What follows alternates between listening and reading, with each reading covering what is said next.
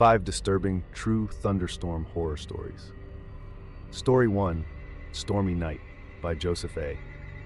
It was August, and as usual in the small town of Brookfield, Wisconsin, the nights were marked by heavy storms. I was 13, that age when being home alone was exciting and a little scary at the same time. My parents were away for the night, and I was excited about having the house to myself. The storm started while I was playing Xbox in the living room, using my dad's big flat-screen TV. The rain beat down heavily on the windows, and the sound of thunder echoed through the house. But that only made the experience more exciting. I was playing with my friend Cody online, and we were immersed in the game when the sound of the doorbell echoed through the house, snapping me out of my concentration. I looked at the clock. It was after 9 o'clock, which was strange. My parents had the key and wouldn't need to ring the doorbell. I hesitated, but curiosity overcame me. I paused the game and went to the door. I asked who it was, but no one answered. The only thing I heard was a man saying he needed to use the phone. I didn't know what to do, so I went back to the basement where I was playing. Cody, on the other end of the phone, suggested I ignore it, but something didn't seem right. Suddenly, I heard the sound of the back door closing. I looked and saw a tall man walking in. He wasn't my father. He was a stranger. My heart raced, and I ran into the office, quickly closing the door behind me. The next second, the doorknob started to shake, and the man on the other side started banging on the door, shouting for me to open it. He was furious. I had no choice but to escape through the garage. I slowly opened the garage door and ran outside, the pouring rain soaking me as I ran to my neighbor Julian's house, a few houses away. When I finally reached his house, I rang the doorbell desperately, hoping the man wouldn't follow me. Julian opened the door, and I ran into his arms, trembling with fear. His wife called the police immediately. When the police arrived, they found the man inside my house, trying to claim that it was his home and that I was his son. He was clearly drunk or on drugs. My parents decided to press charges, and the man, whose name was John McCarty, was arrested for trespassing. Although he was brought to justice, the fear that he might return one day never completely disappeared. Story 2, The Sinister Storm, by Emily H. I never imagined that something truly horrible could happen to me. I was an ordinary person, living a monotonous life in Springfield, Illinois, where anything out of the ordinary was really unexpected. I loved listening to horror stories on YouTube, especially scary ones about real events. They always gave me a chill, but nothing that made me believe that something like this could happen to me. It was a stormy night around 4 a.m. Everyone in the house was asleep, my mother and grandparents. Over the last 2 months, violent storms had become frequent, and that night another one began to form. I always liked to watch storms from the window, watching the lightning cut through the dark sky. But the wind that night was different, more sinister. It howled eerily, going from soft to deafening in seconds, which always gave me the creeps. I was browsing Reddit, enjoying the stormy atmosphere, when suddenly the lights went out. The house plunged into darkness. I didn't mind too much, as I still had my phone on a good charge. I continued browsing for a while, but tiredness soon took over. I decided it was time for bed, so I put my phone on the bedside table and rolled over onto my side, trying to snuggle down. I woke up a while later, my throat feeling dry. I needed water, but the cold in the air was biting. I got out of bed, grabbed my phone, and used the flashlight to light the way to the kitchen. As I opened the door to my room, I was greeted by a blast of icy air, which seemed strange for a summer's night. I quickly put on a sweater and continued on my way to the kitchen. When I got there, the wind seemed even stronger and the cold more intense. As I entered the kitchen, I noticed something that put me on alert. The patio door was open. It gave me a chill. I thought maybe my grandfather had left the door open by accident, but something inside me knew that wasn't the case. I closed the door and locked it, trying to convince myself that everything was fine. I went back to my room, put the glass of water on the bedside table, and lay down, still holding the phone as a kind of nightlight. But the feeling that something was wrong wouldn't leave me. I got up again, dragged the chair from my desk to the door, trying to create a barrier. Then I went back to bed, but the feeling of dread only increased. That's when it happened. I felt a slight movement under the bed, followed by a creak from the springs. Panic seized me. I hadn't checked under the bed. With my heart racing, I peeked over the side of the bed, leaned over, and saw what would become my worst nightmare. An extremely thin woman, with red eyes and yellow teeth, smiling at me with a macabre smile. She stared at me for a few seconds that seemed like an eternity, and then suddenly let out a loud laugh, almost like a witch. I didn't think twice. I jumped out of bed, pushed the chair aside, and ran down the corridor to my grandparents' room, banging on the door and calling desperately for my grandfather. He came out in seconds, with a gun in his hand, something I didn't even know he had. We ran back to my room, where we saw a white figure running out of my bedroom window. My grandfather fired a warning shot, but the person was long gone. We decided not to call the police, knowing that it would be difficult to explain what had happened without proof. But from that day on, we locked all the windows and doors, reinforcing our security. Since then, even though I live in a safe neighborhood, the feeling that danger can be anywhere has never left me. Story 3: The Visitor in the Storm. Brian K. It was August, and my girlfriend, Cass, and I decided to escape the hustle and bustle of New York City for a quiet weekend at my family's country house, located in a remote region of upstate New York. The house was small, about 600 square feet, but for us, it was a real luxury in the middle of nature. It had running water, electricity, and even a bathroom, enough for us to call it luxury camping. On Friday, we spent the day packing and shopping. On Saturday, we enjoyed outdoor activities, archery, motorcycle trails, and a bit of off-roading. But early in the afternoon, the weather started to change. The sky became heavy and dark, heralding the arrival of a big storm. We decided to put everything away and prepare for what was to come. While we were cooking dinner, the storm began with impressive force. The rain came down in torrents, and the thunder echoed off the surrounding mountains. We decided to take advantage of nature's spectacle and sat on the veranda, protected by the awning, to watch the storm while we ate. Lightning lit up the sky, and the sound of thunder enveloped us, creating an atmosphere that was both impressive and intimidating. Then we heard something coming from the forest. A loud but indistinct voice seemed to be calling for help. My family's house is in an extremely isolated location, so hearing any voice other than our own was cause for concern. During a storm like that, the situation was even more alarming. I got up and went to the edge of the balcony, trying to see through the rain and darkness. With the help of the lightning, I could see a figure moving between the trees. I told Cass, who at first thought I was joking, but the tone of my voice made her realize I was serious. I thought about calling out to the person, asking if they needed help, but something made me hesitate. Something didn't feel right. I persuaded Cass to enter the house, but my curiosity made me return to the edge of the balcony. This time, I saw the figure getting closer. Now it was only 20 feet away, standing still, looking in the direction of the house.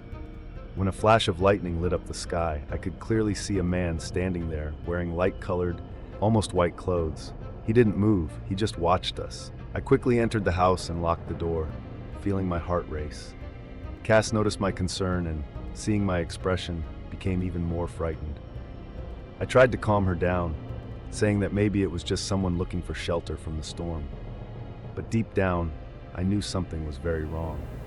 The next few minutes were agonizing.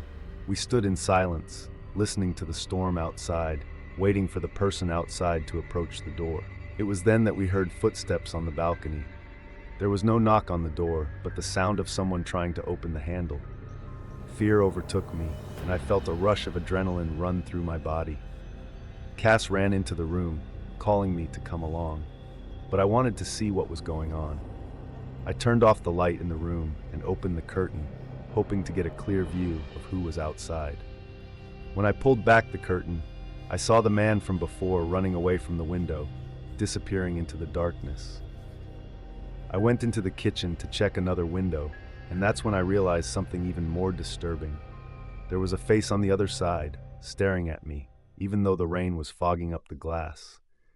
I shouted at it to go away, trying to sound threatening, but it didn't move. I knew there was no cell phone signal in the area, and with the storm, any attempt to contact them would be futile. It was then that I remembered the rifle that my father always kept under his bed in his room.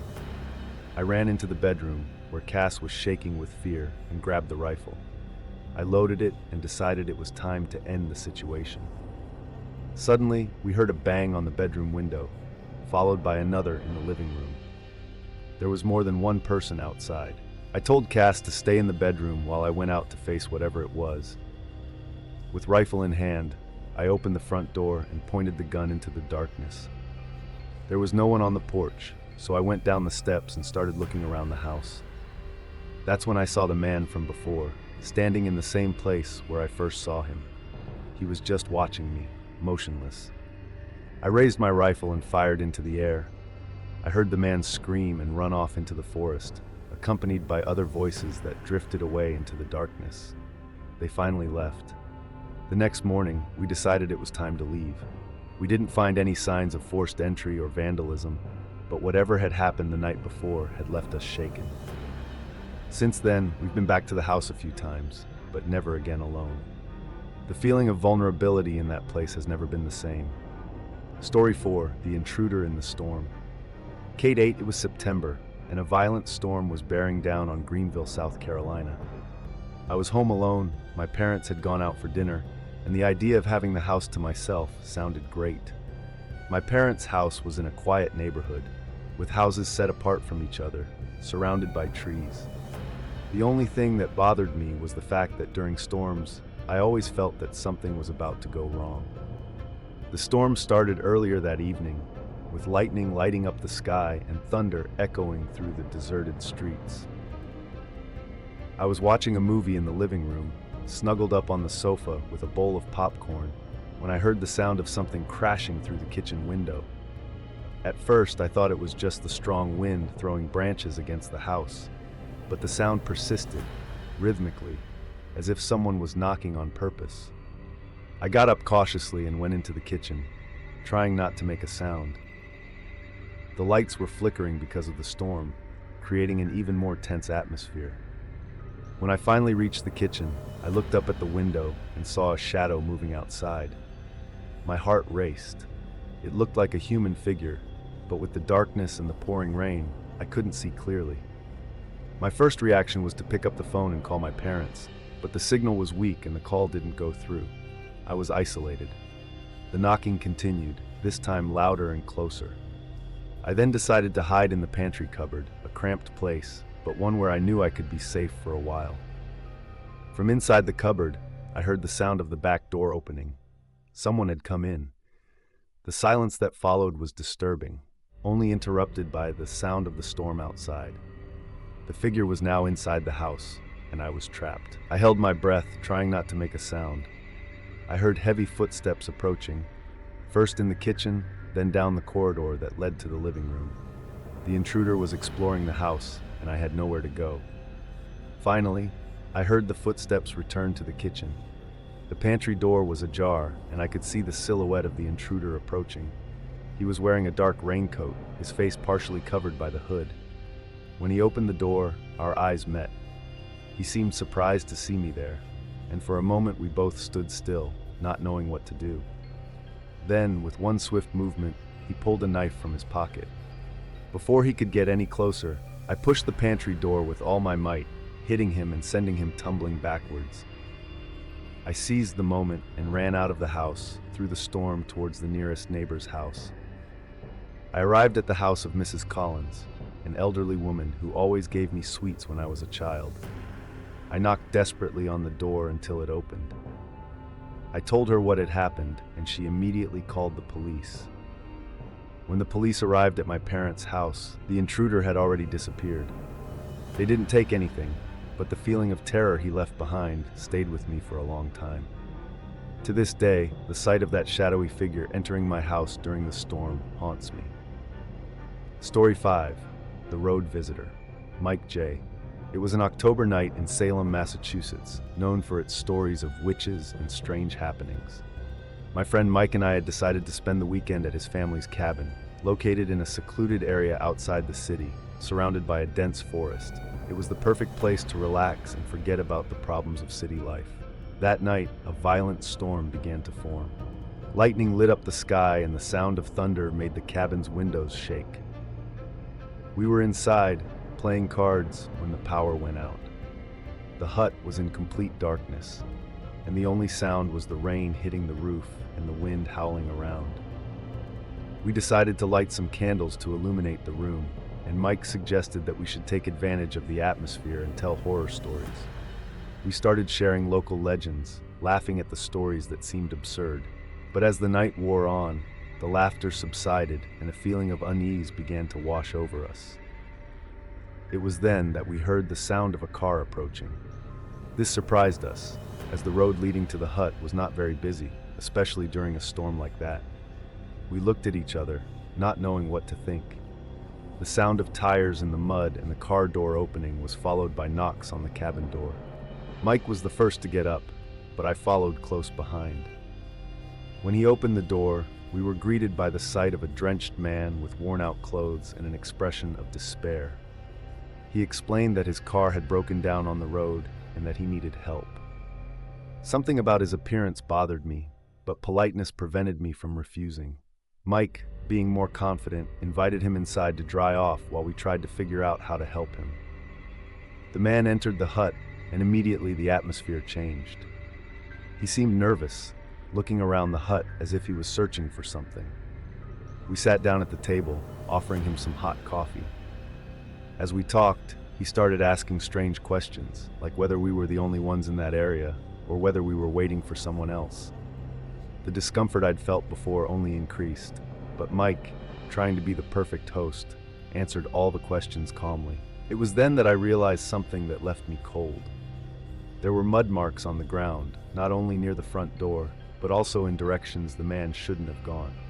Was he in the hut before he knocked on the door? My heart raced, and I looked at Mike, trying to signal my fear. He noticed, but before we could act, the man stood up abruptly, his face now showing a grim expression. He said he had to go out to check his car and would be back soon, but something in his voice didn't convince me. As soon as he left, Mike and I decided to lock all the doors and windows. We tried not to panic, but we knew something was very wrong. The rain outside continued to fall heavily, and the sound of the thunder drowned out any other noise. Suddenly, we heard a bang at the back door. Someone was trying to break in. We grabbed what we could to defend ourselves and hid in one of the rooms. The sound of heavy footsteps echoed through the house as someone walked towards us. The bedroom door began to shake as someone outside tried to open it. Desperation overtook us. I grabbed an iron bar from a corner and prepared myself for the worst. That's when we heard the siren of a police car. The intruder must have heard it too, because the sound suddenly stopped. The police arrived quickly, responding to a call from a distant neighbor who saw the car abandoned on the road and thought it was suspicious. When the officers entered the cabin, the man had already fled. They told us that the area had had recent problems with squatters using storms as cover for their criminal activities. After that night, Mike and I decided that we would never go back to that cabin during a storm. The fear that the man might return stayed with us for a long time, and the image of him trying to force his way into the hut during the stormy night still haunts me. Story 6, The House on the Hill, by Anthony H. At the end of October, in Asheville, North Carolina, I decided to spend a weekend in a secluded house on the hill that had belonged to my grandmother. The house had been closed for years, but I wanted to explore my childhood memories before deciding what to do with the property. It was an old building, surrounded by dense forest, and the road leading up to it was little more than a track. I arrived on Friday afternoon, and the weather was already cloudy. That evening, while I was organizing some things in the house, a storm broke out. Lightning lit up the living room, and thunder made the old house shake. I was trying not to be scared, but there was something strange about the atmosphere that night. As the storm worsened, I noticed that the electricity began to fail, until the lights went out completely. I lit some candles and sat in the living room, listening to the storm roar outside. Then I heard a strange sound coming from upstairs. It sounded like the creaking of a door. I climbed the stairs slowly, flashlight in hand. When I reached the top, I saw that the door to the master bedroom was ajar. I knew I had locked all the doors. My heart started beating faster as I carefully pushed the door open. The room was empty, but the air seemed colder in there. As I turned to leave, I heard a whisper coming from the corner of the room. The torchlight flickered, and, for a second, I thought I saw a shadow move. With my heart in my mouth, I ran downstairs, deciding that I would sleep in the car that night. The next morning, when I returned to the house to collect my things, I found mud marks on the bedroom floor and the window open, even though I was sure it had been closed the night before. That made me realize that I hadn't been alone in that house during the storm. I left immediately and never went back. Story 7, The Stranger on the Road, BY, Victory. It was November, and I was driving down a deserted road in Montpelier, Vermont, on my way to a friend's house for the weekend. The weather forecast indicated a storm, but I was confident that I would make it before the worst began. The road was surrounded by dense trees, and the night was particularly dark. The storm started suddenly, with the rain coming down in torrents and the wind shaking my car. I slowed down, trying to keep control of the vehicle. It was then that I saw a figure on the side of the road, apparently trying to hitchhike. I thought it was strange that someone was there that night, but I thought it might be someone in need of help. I pulled the car over and lowered the window. The man looked wet and haggard, with dirty clothes and a desperate look on his face. He asked me to take him to the nearest town, claiming that his car had broken down. Something about him made me uncomfortable, but the storm was so strong that I didn't have the heart to refuse. He got into the car, and as we drove in silence, I began to feel a growing tension. His eyes were fixed on me, and with every flash of lightning, he seemed to get a little closer. Finally, he asked me to stop on a dark stretch of road, saying that was where he needed to get off. I stopped the car, but he didn't get out immediately. Instead, he turned to me and, in a cold voice, said, I should never have left that forest. He then got out of the car and disappeared into the darkness. As soon as he left, I accelerated the car, anxious to leave that place behind. When I finally arrived at my friend's house, he asked me why I was so pale. I told him what had happened, and he told me that that stretch of road was known to be haunted by a mysterious figure that was never explained. To this day, I wonder who or what really got into my car that night. Story 8, The Cabin in the Storm, by Vincent G. It was Thanksgiving, and I had decided to spend a few days at my family's cabin in Flagstaff, Arizona. The cabin was in a mountainous area, surrounded by pine trees and far from any civilization. The forecast called for a snowstorm, but I was prepared for the isolation. On the first night, the storm began in full force. The snow began to fall heavily, and the strong winds made the hut creak. I was sitting by the fire, warming myself, when I heard a loud sound coming from outside. It sounded like something heavy falling on the balcony. I got up and went to the door to see what had happened. When I opened the door, the sight I saw was disturbing. There were footprints in the snow, leading up to the cabin door. The footprints were large and deep, but what frightened me was that there was no sign of return, as if the person had disappeared as soon as they reached the door. I quickly closed the door and locked all the entrances. But the sound outside continued, now accompanied by knocks on the windows.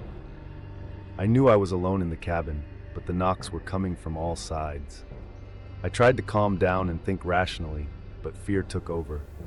I picked up the phone to call someone, but there was no signal. The storm was getting worse, and the thought of spending the night there alone was terrifying. Suddenly, I heard a sound coming from the kitchen, as if something had fallen to the floor. I knew there was no one there, but fear forced me to investigate. When I entered the kitchen, I saw that the window was open and snow had accumulated on the floor. Someone or something had entered the hut.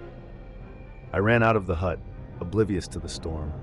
I ran to the road, where I finally found a signal on the phone and managed to call for help. When the police arrived, the hut was empty, but the footprints were still there, coming and going from the windows and the door. I haven't been back to the hut since. The thought of being alone in that isolated place during a storm haunts me to this day. Story 9, The Night Visitor, by Neil M.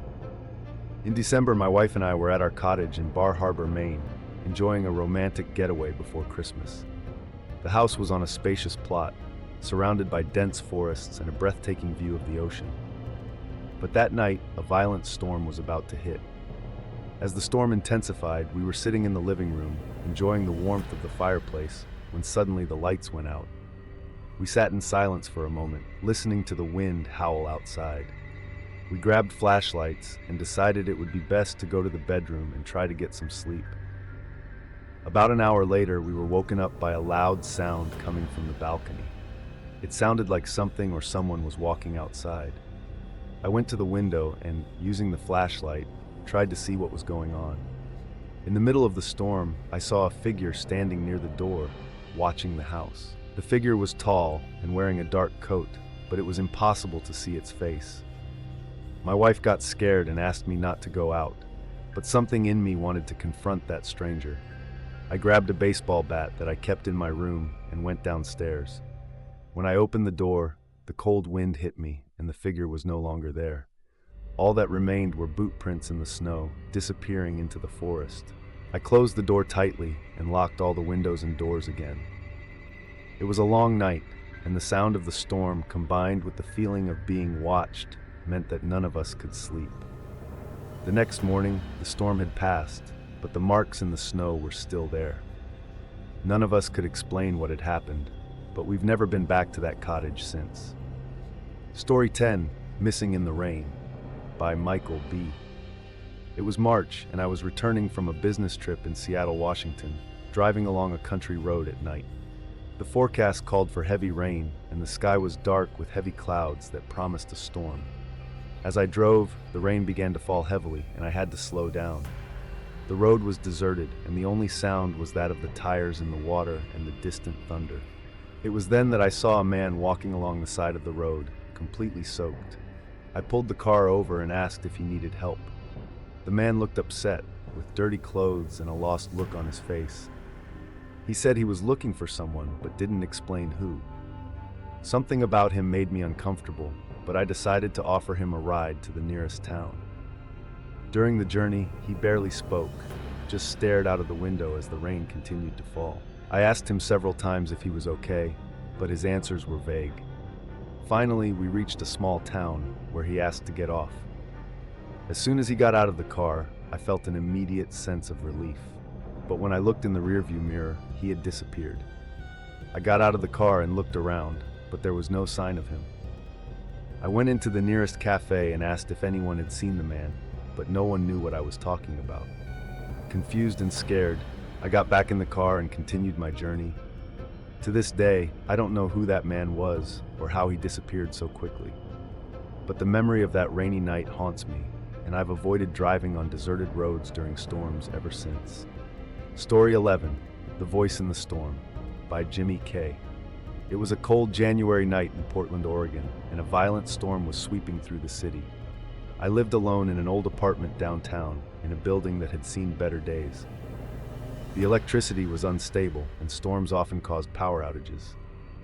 That night, as the rain beat against the windows and the thunder echoed in the sky, I was sitting on the sofa reading a book, trying to ignore the weather outside. Suddenly, the lights flickered on and off. The apartment was plunged into total darkness, and all I could hear was the sound of the storm. I got up and looked for a flashlight, but before I could turn it on, I heard something that froze me with fear. Amidst the noise of the storm, a voice whispered my name. It seemed to be coming from somewhere inside the apartment.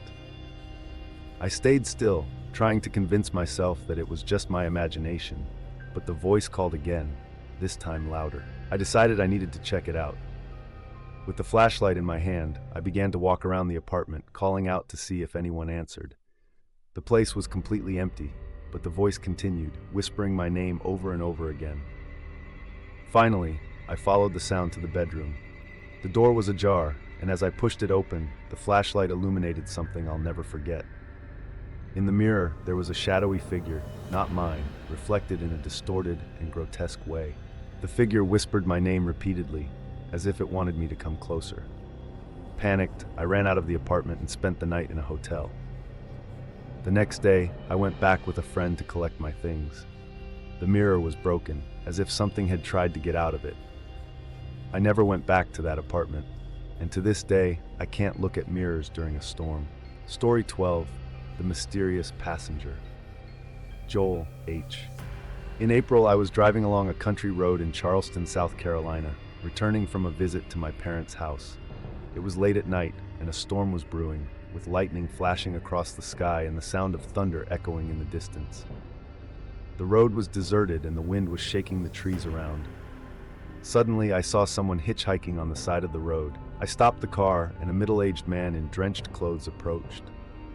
He looked upset, but politely asked if I could take him to the nearest town. Reluctantly, but feeling that I couldn't leave someone in the rain, I agreed. During the journey, the man barely spoke, just stared out of the window, seemingly absorbed in his thoughts. Something about him made me uncomfortable, but I couldn't identify what it was.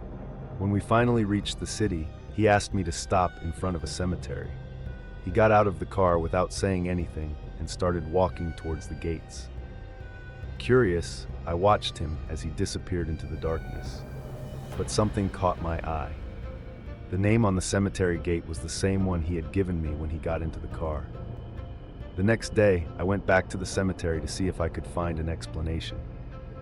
I found a gravestone with the name of the man who had given me a lift, but the date of death was 10 years ago. I got out of there as quickly as possible and never returned to that road during a storm.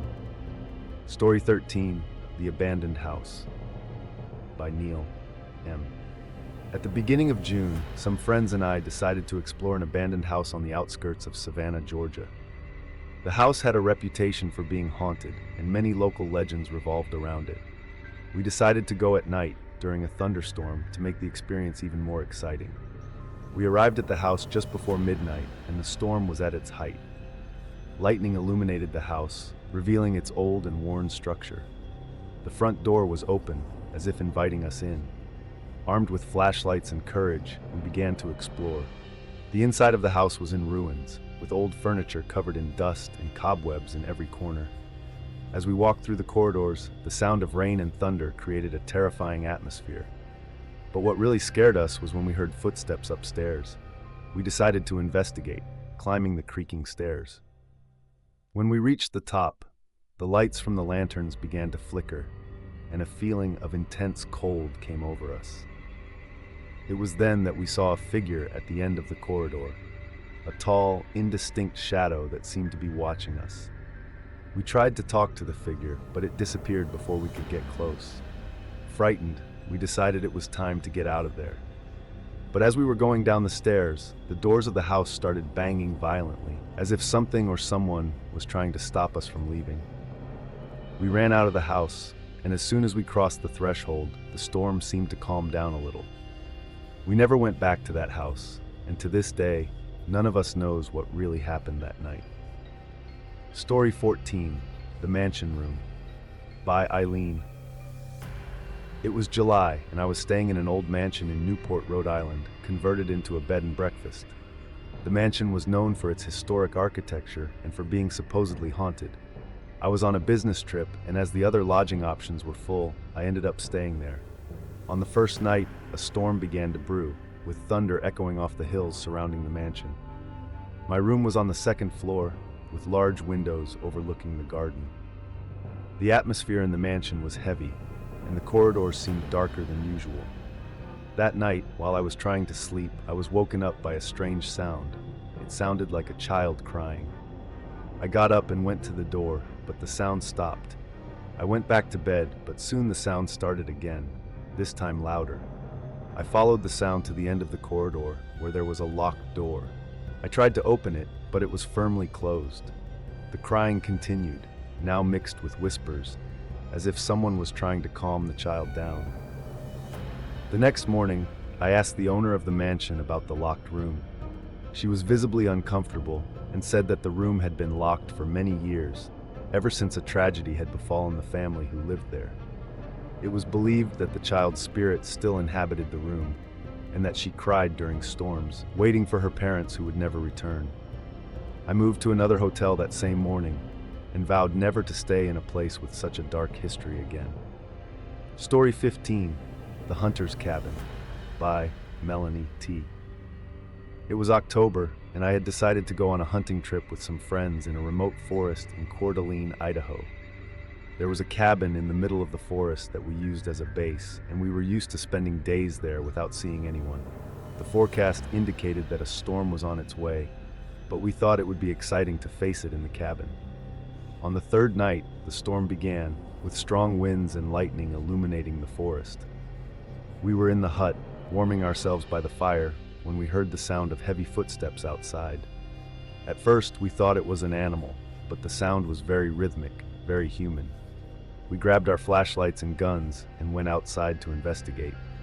In the middle of the storm, we saw a figure among the trees. It looked like a man, but there was something wrong with him. He was standing still, watching us. When we tried to approach him, he turned and disappeared into the forest. We went back to the hut, locking the door and preparing for whatever was outside. The sound of footsteps returned, now circling the hut. With each flash of lightning, we could see the shadow moving between the trees, as if it were surrounding us. Suddenly, a loud crash shook the hut and the roof began to cave in. We ran outside, only to see the figure again, standing a few meters away from us. He didn't look natural. His presence was oppressive, almost unreal.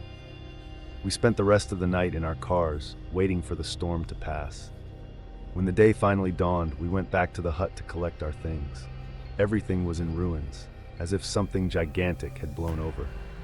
The footprints around the hut were mysteriously disappearing into the forest. After that experience, none of us went back to that hut, and the memory of what we saw that night remains a mystery that we prefer not to unravel.